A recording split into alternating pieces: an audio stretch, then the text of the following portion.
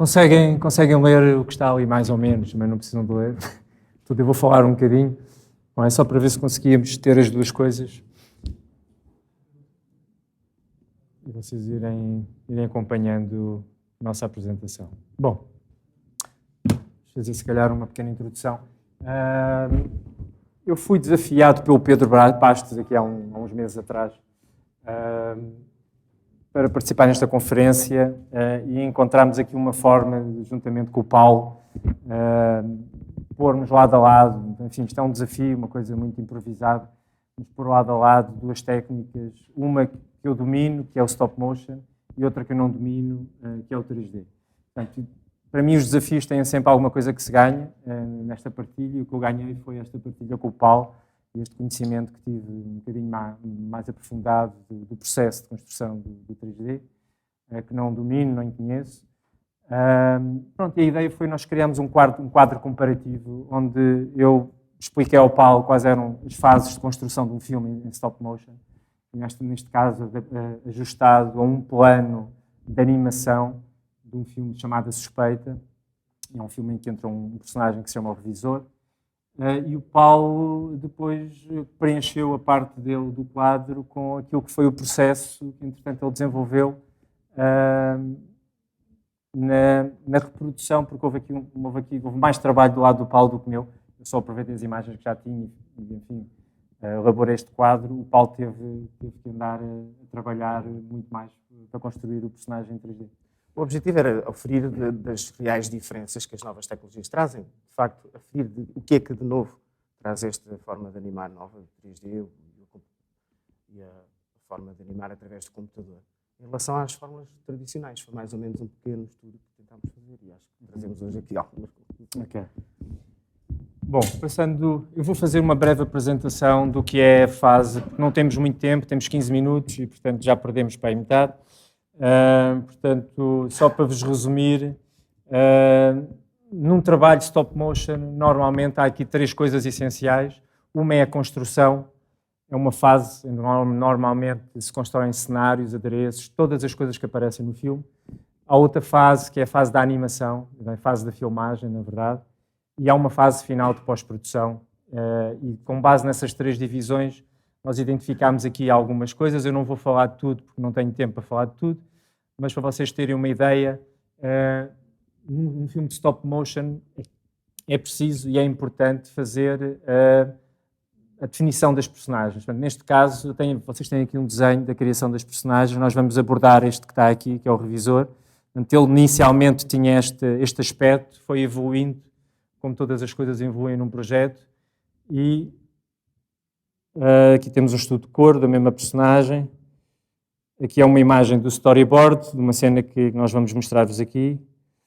E esta fase é uma fase importante, é a fase em que nós, com bonecos construídos em plasticina, tentamos perceber se a tridimensionalidade dos bonecos funciona bem, porque uma coisa são desenhos, outra coisa são volumes, e a relação deles com a luz. Portanto, a partir deste momento, a luz é muito mais importante do que foi até agora no desenho, onde a forma era o mais importante. Estes estudos foram feitos com plasticina branca. Depois temos a certeza que os estudos estavam a funcionar, era esta a escala que queríamos trabalhar. E aqui há uma questão também muito importante, que é a mão humana. Quem trabalha em 3D provavelmente não tem esta limitação, mas filmes feitos em stop motion precisam de mãos. E as mãos têm que ter uma relação com a marioneta muito importante. Se tivermos marionetas muito grandes, torna tudo complicado. Se tivermos marionetas muito pequeninas, tínhamos de ter dedos muito fininhos. E, portanto, encontra-se uma escala que é uma escala normalmente está relacionada com o palmo do animador, o palmo de uma pessoa. Depois de termos essa certeza de que funcionavam, então passámos para a fase seguinte. Isto ainda é uma fase de estudo da construção da cabeça desta marioneta, que é uma cabeça estranha, uma cabeça que se divide em duas partes. Na verdade, esta marioneta fala ao contrário do que acontece na realidade, em que é o maxilar inferior, quando eu estou aqui a falar, está a vir para baixo e para cima. O que acontece nesta marioneta é que quando ela fala, é a parte de cima da cabeça que sobe e desce. Foram desenhadas as marionetas. Numa fase seguinte, foram encomendados estes esqueletos, não foram feitos em Portugal, vieram de Inglaterra, foram feitos pela McKinnon & Saunders, que é uma empresa especializada em esqueletos de rótulas, e na prática estes são os esqueletos que determinam tudo o que vem daqui para a frente. Se tivermos bons esqueletos, a animação de stop motion pode ser muito exigente. Quando se tem maus esqueletos, aquilo que se pode exigir é muito menor e, portanto, a qualidade da animação fica comprometida. Neste caso, trabalhamos com esqueletos que eu considero que são bons e, portanto, os animadores tiveram aqui mais espaço de manobra para construir o movimento e a expressão das marionetas. A seguir, foi preciso revestir o esqueleto de espuma. Isto é aquela espuma de colchões, de almofadas. Portanto, há aqui um processo todo de escultura, se quiser, modulação. A cabeça já lá estava em cima. Depois é preciso fazer as partes do látex, que são aqui, enfim, é preciso fazer moldes, protótipos. Isto é um processo longuíssimo, demora muito tempo, envolve muitas pessoas.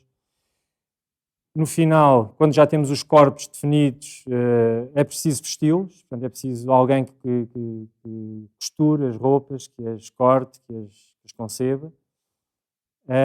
E no final, quando temos a marioneta vestida, estamos prontos para começar a animação. Portanto, esta marioneta tinha este aspecto. A fase seguinte foi a fase da animação, propriamente dita. Isto é um ambiente de um estúdio de stop motion. A pessoa que vocês veem ali é o Carlos Cunha, é o diretor de fotografia, uma personagem fundamental, porque a partir de agora tudo o que é tridimensional vai ter uma reação à luz de acordo com a textura do tecido que está a ser usado, com a escala, com a intensidade da luz. E o Carlos, de facto, consegue fazer magias, consegue transformar defeitos em virtudes e virtudes em defeitos, quando acontecem acidentes. Mas às vezes é preciso pintar um cenário para compensar problemas de luz, mas é um processo muito, muito criativo e, para mim, um dos mais mágicos neste trabalho em stop motion. Uma vez que as coisas estão iluminadas, que é mais ou menos este o aspecto de um platô preparado para animar, temos a marioneta aqui, temos a câmara, isto foi tudo feito com uma câmara de 35mm, não estão aqui a ver os bobines de 35mm ficam em cima. Temos aqui um computador que é um Commodore Amiga, que foi usada naquela altura. Tinha um line test que era o Take-Two, que usámos para referência do movimento. E temos o espaço do animador. E reparem como o compartimento do comboio, neste momento, está só uma parte. Isto é muito importante porque, como vos disse no princípio, as mãos do animador e o corpo do animador têm que estar à frente daquilo. Portanto, ao contrário do 3D, onde podemos fazer coisas, provavelmente, em espaços extremamente exíguos, a animação stop motion precisa sempre, mesmo nesta fase em que se coloca à luz, isto acontecia muito, o Carlos Cunha, às vezes, tinha que me ausentar por algum momento, quando voltava ele já tinha posto 2 projetores à frente da marioneta, e eu dizia-lhe, olha, vais ter que tirar isso, porque o animador, esse é o sítio onde ele se vai sentar, ele precisa estar desse espaço para animar. Portanto, estas questões são todas questões muito próprias do stop motion, provavelmente o 3D não oferece, mas pronto, a compensação de quem trabalha em stop motion é isto, é este momento em que as mãos tocam nas coisas. Portanto, a stop motion, o que eu acho fascinante, é isso que me apaixona no stop motion, é que os animadores e as pessoas que trabalham nos filmes estão dentro dos cenários, estão a viver aquela luz, estão a tocar naquelas matérias. Portanto, isso é extremamente gratificante para o trabalho de um criador. Estamos envolvidos, nós também somos, de certa maneira, uma marionete no meio do processo. E pronto, isto é só um detalhe dos olhos. Os olhos são movimentados com agulhas que são inseridas em orifícios. Enfim, tudo questões muito artesanais. Há aqui uma questão do lip sync, tem que ser feita a detecção, mas que é um processo idêntico àquilo que é feito também no 3D. E como o tempo é curto e o Paulo tem que falar, eu na prática, a minha apresentação com estas imagens referiu estas passagens todas. Eu julgo que depois este quadro comparativo ficará disponível a algures. Pedro Bastos saberá melhor que eu. E, portanto, as pessoas que estão aqui podem ter depois acesso a este material. Eu passo agora a palavra ao Paulo para falar de 3D. Olá a todos. Em 3D, em relação ao 3D, as grandes diferenças que nós detectamos, e de facto, são ao nível do custo e tempo de produção. Porque, na realidade, em termos do que as pessoas gostam de ver, a arte, ela não está definida pela ferramenta, nem é a ferramenta que a cria, é o artista. Portanto, as novas tecnologias não trouxeram nada de novo, a não ser em termos processuais, em termos de logística. São mais baratas e são mais rápidas de executar. Por exemplo, a construção que vocês viram que levou... Quanto tempo? Todo aquele... 6 meses, mais ou menos. Mais ou menos num mês teria as personagens, quer dizer, com artistas certos, teria mais ou menos num mês as personagens construídas em 3D, modeladas e texturizadas e prontas a animar. A única preocupação na construção, outra das questões, nós temos uma só preocupação, pelo menos eu identifico só uma preocupação na modelação, tendo em conta que se vai modelar de facto aquilo que se concebeu no concept art, ou seja, vai-se respeitar a personagem. É exatamente a topologia, é uma questão técnica. Tem que se animar, tem que se deformar o objeto e a topologia vai determinar a qualidade dessa deformação. Portanto, a maior preocupação do criativo, do criador, do construtor, modelador 3D é, de facto, a topologia, que é uma dor de cabeça. É mais ou menos como um jogo de xadrez. Tem que se conseguir ganhar, mas sem perda de muitas neurónios e afins. Uma vez ultrapassada essa fase da construção 3D, que é relativamente rápida, vem a parte do rig, que é no fundo o processo de animar. Toda a gente conhece, creio eu aqui. O rig é muito parecido com o rig que veio de Inglaterra, mas neste caso é o rig que não tem, portanto é virtual e tem algumas condições. Neste caso, mais uma vez, a preocupação de quem faz o rig é respeitar a personagem respeitar em sentido da deformação que a personagem vai receber. Nesta personagem foi extremamente gratificante trabalhar com ela, porque foi a primeira vez que trabalhei com um ser que fala da cabeça para cima. E, portanto, o rig tinha que ter essas condições, tinha que permitir o animador com toda a facilidade animar, sem perder a noção de deixo, nem porventura daí a meia hora estivesse a cabeça mais ao lado e as coisas começassem a correr mal. Portanto, a única preocupação era essa, satisfazer. Felizmente, eu não tive muito trabalho, porque todo o trabalho criativo já estava feito. O mais difícil para mim, mais difícil na minha opinião, é conseguir criar uma personagem, uma personalidade numa personagem, criar essa personalidade. E que essa personalidade as pessoas consigam rever nela. E ela já estava criada, eu só tive que a reproduzir, ou que criar um rig que satisfizesse. Portanto, é fácil. Para mim, a tarefa, uma vez criada a parte de conceito criativa, o resto é executar, é tijolo, lá para cima. Pronto, foi o rig. Texturas, eu poupei-me muito, porque eu não usei texturas, simplesmente usei materiais, porque não tinha tempo, era uma questão de termos preparado isto para esta conferência, portanto não usei texturas, alterei bem um bocadinho o processo de tempo, de produção. E a animar também foi extremamente simples, mas o método de animar, embora seja diferente, porque obviamente a stop motion versus o computador permite-me voltar atrás, à frente, e reedificar, mudar keyframes e afins, mas continua a ser a velha questão da pose correta e do timing correto e de saber vender, conseguir comunicar com movimentos. Portanto, mais uma vez, conta mais se calhar o artista do que propriamente a ferramenta. Mas em termos de produção é muito flexível. O 3D permite coisas que eu sei que o 2D não... Ou se for permitido, é com grandes pesadelos e grandes virtudes transformadas em defeitos. Portanto, no 3D tem essa flexibilidade toda.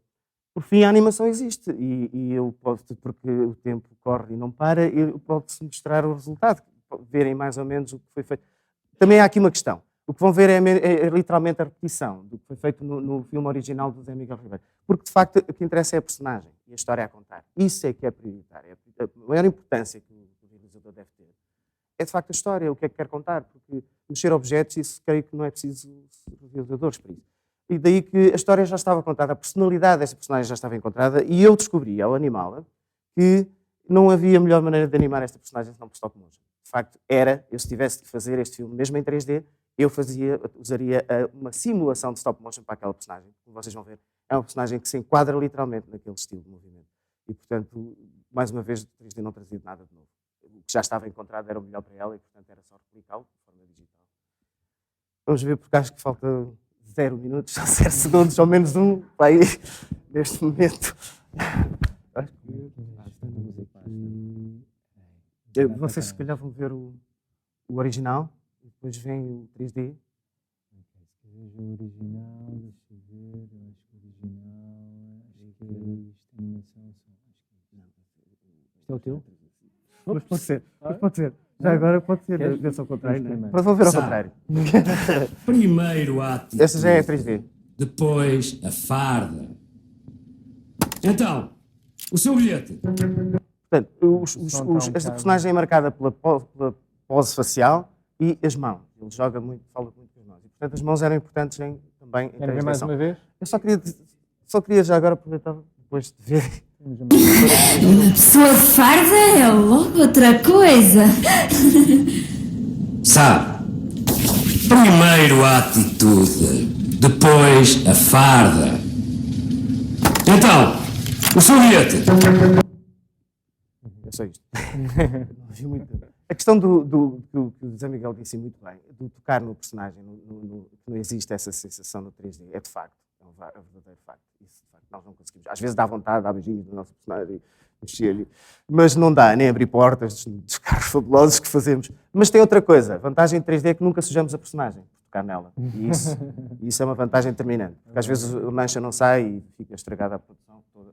E 3D O que eu fiz? Podiam se calhar ver o original para confirmar que de facto o 3G não trouxe nada de novo. Desculpa. Cliquei 2 vezes numa imagem. É o Windows. É o Windows. É vídeo, desculpa. O da direita. Agora é para ver. O original agora.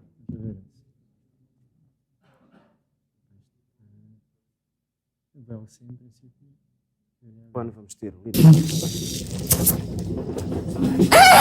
Cá está ele! Sabe que o sonho do meu falecido era usar farda. Não me diga. Uma pessoa de farda é logo outra coisa.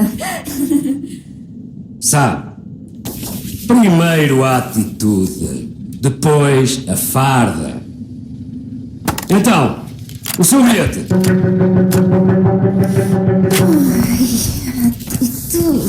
Olha que a minha vida não é só isto. Tenho mais bilhetes para picar.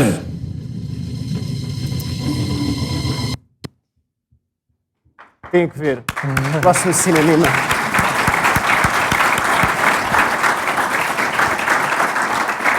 Ok. Não sei se tem alguma pergunta ou alguma questão que queiram pôr.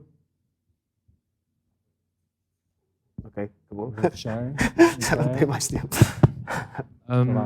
Já agora, já que estamos com as duas coisas do 3D e stop motion, eu queria perguntar se faz sentido, uma vez que hoje ainda se faz stop motion, se faz sentido fazer simulações em 3D primeiro e depois criar a parte de stop motion. Se faz sentido fazer simulações de luz, simulações das texturas.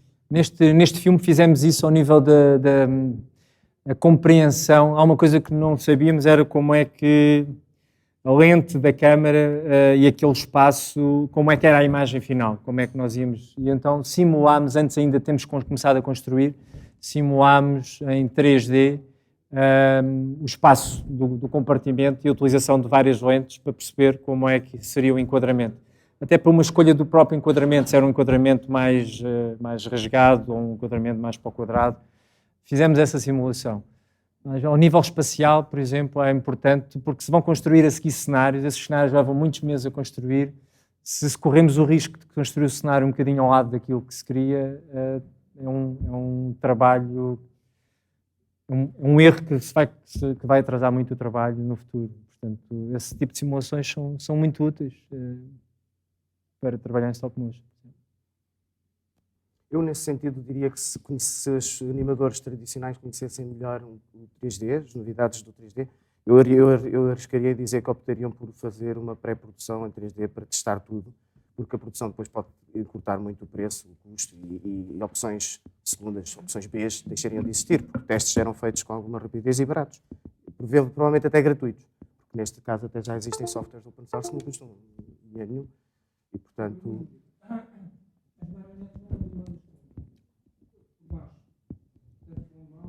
Com aquele rig. Estas marionetas. Estamos a ver. São animadas com as mãos, de facto, mas são animadas por cima, porque o que acontece é isso, é que não são, portanto, isto não são marionetas, na verdade, não é manipulação. Portanto, o que costumo dizer é esse trabalho com marionetas, que está mais ligado ao teatro de marionetas, é um trabalho de manipulação em direto. Portanto, a manipulação está a ser feita em tempo real. O que acontece aqui é que é colocada, tens a tua mão, vamos supor que eu sou uma marioneta, o animador chega aqui, sobe um bocadinho a mão. A seguir afasta-se, tira uma fotografia. Chega aqui, a seguir afasta-se, exatamente. Portanto, nós aqui trabalhamos sempre da primeira frame para a última. Uma das coisas que se faz, por exemplo, em desenho, que é trabalhar com... É fantástico.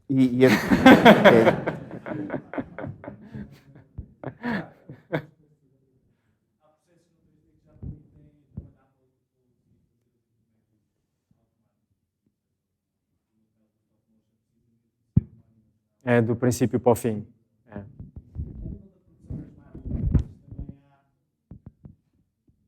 A nível da produção das marionetas, também agora penso que também há métodos de digitalização, de impressão já tridimensional a partir do 3D, fazer os modelos através de impressoras tridimensionais. Julgo que essas coisas já são usadas um bocadinho para as bocas, para objetos de substituição. Acho que eles já fazem, já usam várias bastante. expressões faciais, consegue-se mais volume. Sim. Depois acabas sempre por ir parar aos tecidos, porque o tecido tem um comportamento com a luz que... E os cabelos também. que se for uma superfície lisa, mesmo pintada... Mas nesse caso também pode ser um auxílio importante trabalhar essa parte. Claro que sim, é muito importante. E depois passar para... Não, completamente. Aliás, eu não foi exatamente assim, mas fiz um último filme. O último trabalho que eu tenho é feito com uma marioneta toda construída em cartão. E como é cartão, o cartão estraga-se muito. Portanto, ao fim de um dia de manipulação, o cartão está às vezes bombipólias. E nós tínhamos que construir 20 e tal ou 30 e tal marionetas para aquele filme. E para as construímos todas iguais, que é um trabalho chato para se fazer. O que usámos foi uma impressora, aliás, um corte de laser através de um sistema também informático. Portanto, fizemos o desenho de cada uma das peças que constituíam o corpo da marioneta e depois foi tudo cortado em massa. E é fantástico, de facto. Consegues fazer cortes com curvas que é quase impossível fazê-los com uma tesoura, ou mesmo com um x-ato é muito complicado fazer em cartão. Tem isto de espessura, portanto o cartão depois se carregas com o x-ato ele vai abaixo e com o laser, de repente um trabalho que seria um trabalho para uma semana fica reduzido a 1 hora ou 2. Sim, sem dúvida. Claro que sim. Nós estamos desejosos. Aliás, um dos exemplos é a evolução tecnológica que houve desde que este filme foi feito até agora, com o aparecimento das câmaras fotográficas digitais, com resoluções fantásticas, que neste momento já não se fazem filmes de stop motion com 35mm.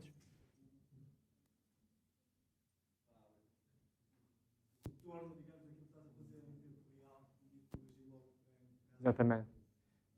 Claro. Porque o que nós fazíamos aqui, tínhamos um computador Commodore Amiga, com uma câmara de vídeo ligada, mas que dá ao animador um ponto de vista que não é exatamente o mesmo, era um bocadinho lateral, e dá ao animador a ideia de se o movimento está ou não está a sair como ele quer. Mas o que acontece é que depois o que está dentro da película é outra coisa. E o que aconteceu algumas vezes, felizmente não foram muitas, é que, ainda por cima, porque a câmara é uma câmara antiga que tinha que se posicionar, tinha dois modos de posicionamento, um para vermos, para fazer o enquadramento, e outro para filmar, porque não era reflexo, na verdade. Então, houve algumas vezes que nós nos esquecemos de pôr aquilo no modo com a película à frente e tivemos um dia inteiro a trabalhar, quando fomos revelar, a película estava toda preta. Estas câmaras digitais vieram... Sim, depois podes trabalhar digitalmente, podes tirar arames, podes tirar fios, coisas que utilizas para... Podes meter um croma, por exemplo, nada disso foi possível fazer aqui.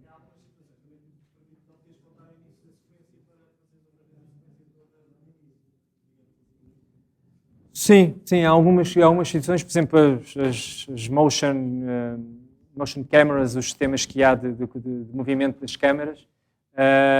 Há softwares que permitem fazer esse movimento passo a passo e permitem-nos voltar à posição 24, se for preciso, e retomar a partir daí em vez de voltar ao início. Há uma série de vantagens, sem dúvida.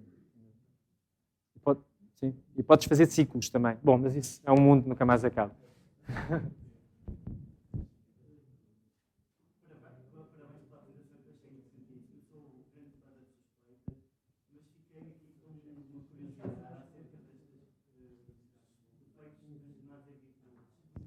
Que é uma coisa que aqui muitas vezes, como o Paulo Cristóvão falou, da topologia, que é tão importante do ponto de vista da perfeição, eu tenho esta curiosidade acerca da suspeita, até que ponto um defeito transformado em virtude, se a alteração foi grande em relação à pré-produção, até vou usar a palavra da moda, se até houve alguma alteração na narrativa. Tivemos a falar isso ao almoço, dos defeitos. Queres falar, Paulo? Eu não sei se serei a melhor pessoa e se terei percebido bem, mas eu creio que muitas das vezes isso chama-se sorte. Às vezes, sorte, porque sem querer cometemos um erro, mas que depois, ao revê-lo, nos é revelada uma outra narrativa, ou se calhar um acréscimo que vai tornar ainda mais credível aquilo que eu já tinha pensado fazer. Às vezes acontece por sorte, são aqueles defeitos que caíram na altura certa. Acontece, mas eu não sei como dizer isto, não é como é. Acontece, não dá para fazer sequer um estudo sobre isso, mas nós até estávamos à procura do Estávamos a dar um exemplo engraçado, porque ele estava a animar e estava a dizer, o boneco é um bocado estrábico, porque ele teve que andar a corrigir olhos, os olhos não estavam nos sítios. O que acontece em stop motion, como vocês viram, é que se anda com uma agulha a enfiar no olho e dificilmente se conseguem pôr os olhos exatamente. Normalmente aquilo bate mais ou menos certo. Todos nós, se calhar, somos um bocadinho estrábicos também. O que acontece provavelmente no 3D é que existem processos de manter os olhos paralelos. E isso é de tal maneira perfeito que às tantas se torna artificial. E o que é interessante, isto foi um exemplo, pronto, eu nunca tinha reparado nisso, foi a primeira vez agora que ele animou e disse isto, eu pensei, bom, se calhar é verdade. E eu já não te sei dizer se ele ficou estrábico porque fomos, às tantas o animador percebe que aquilo não está, aquele olhar assim meio desviado é o olhar dele e fica. Porque o que acontece muito numa marioneta, estamos a falar nisso ao almoço, quando nós temos uma marioneta stop motion à nossa frente para animar, nós olhamos para ela e olhamos para o storyboard e dizemos, eu agora vou ter que te pôr a subir um banco e a meter uma mala lá em cima. E a marioneta a seguir, eu pego na marioneta e meto-a em cima do banco e vejo que ela não chega lá acima. E ela está-me a dizer, estás completamente enganado porque eu nem sequer chego lá em cima, estás com um problema, resolve. E, portanto, o que tu tens que fazer, se fores inteligente, é aproveitar aquilo que é um problema e converter aquele problema numa solução que é, ok, o gajo não vai pôr a mala, ia pôr a mala assim, se calhar, como ele é assim um gajo meio atrapalhado, se calhar vai pôr a mala de costas, vira-se de costas, mete a mala e se calhar até se desequilibra no meio daquilo tudo. E às tantas estás a criar uma situação que não estava prevista na ideia original, mas se for bem criada, ela enriquece a história desde que esteja de acordo com as características definistas da personagem. Se vais pô-lo a fazer dança sapateado e ele é um gajo que não sabe o que anda de uma forma meio atrapalhado, é claro que aí estás a afastar-te dos objetivos. E, portanto, a questão dos defeitos e dos acidentes, a minha resposta é o que seria a nossa vida sem acidentes? A cena, então, da malda foi precisamente... Foi.